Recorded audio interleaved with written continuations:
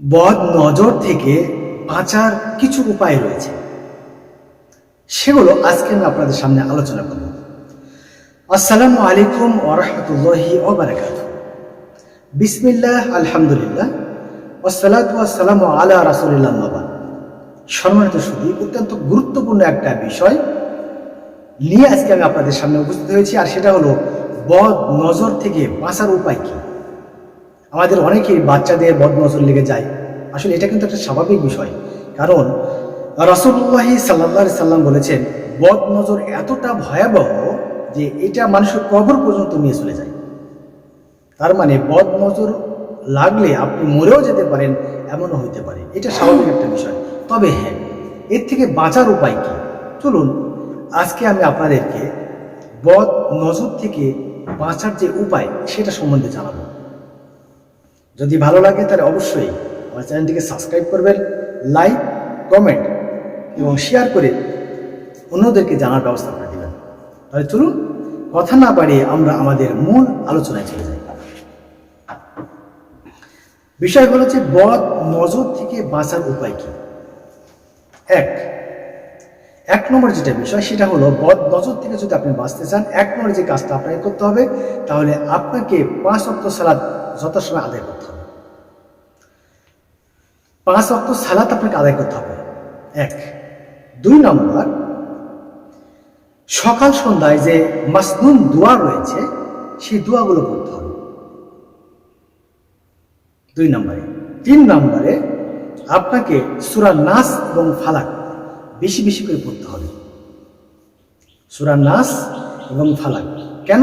কারণ এখান থেকে এটা দ্বারা মহান আল্লাহ রাব্বুল আলামিনের কাছ থেকে আশ্রয় চাওয়া হয়, এই জন্য নাস এবং ফালাক বেশি বেশি করে পড়তে হবে।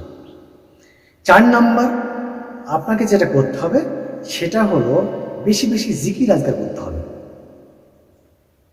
5 নম্বর বিষয় হলো যে মাশা আল্লাহ বলা, এইটা করতে হবে। আমরা যখন অন্য কিছু বলি তখন কিন্তু নজরটা লেগেছে। যেমন আমাদের বাচ্চাদের, আমরা যখন বাচ্চাদেরকে দেখি তখন আমরা বলি ও বাবা এত সুন্দর বাচ্চা, এত সুন্দর বেবি, এইভাবে বলি। আসলে না, এটা বলা যাবে না। বলবো কি মাশা আল্লাহ, মাশা আল্লাহ, এই কথাটা আমরা উচ্চারণ করবো মধ্যে। তাহলে আমরা 5 নম্বরে কি করবো? মাশা আল্লাহ বলা, এটা অভ্যাস চালু করবো।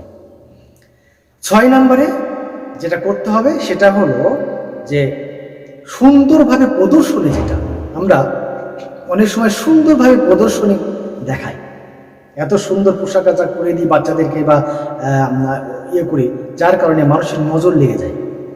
নজরটা বা বদ নজরটা এটা কিন্তু খুবই খারাপ জিনিস। এখান থেকে কিন্তু বাঁচতে হলে অবশ্যই আপনাকে যে আপনার যেই সাজসজ্জা সেটা এমন প্রদর্শনী দেখানো যাবে না যেটাতে মানুষের নজরে পড়ে। বিশেষ করে দেখা যায় আমাদের বাচ্চা যারা রয়েছে, বাচ্চাদের আমরা কি করি, বদ নজর যেন না লাগে এই জন্য নানা রকমভাবে আমরা কপালে টিপ দিয়ে ইত্যাদি ইত্যাদি কাজ করি। না, এটা নয়। বরং বদ নজর থেকে বাঁচার জন্য নির্দিষ্ট একটা দোয়া রয়েছে। বদ নজর থেকে বাঁচার জন্য দোয়া রয়েছে। যদি কোনো ব্যক্তি এই বদ নজর লেগে যায় তাহলে এই দোয়াটা পড়তে হবে। যেহেতু ভিডিওটা লম্বা হয়ে যাচ্ছে, আমি দোয়াটা পরবর্তী ভিডিওতে আমি এটা জানার চেষ্টা করব যে বদ নজর যদি লেগে যায় তাহলে সেখানে দোয়াটা কি।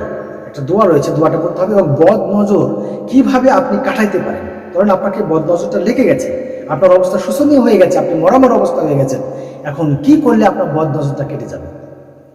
অত্যন্ত গুরুত্বপূর্ণ বিষয়, ভিডিও পরে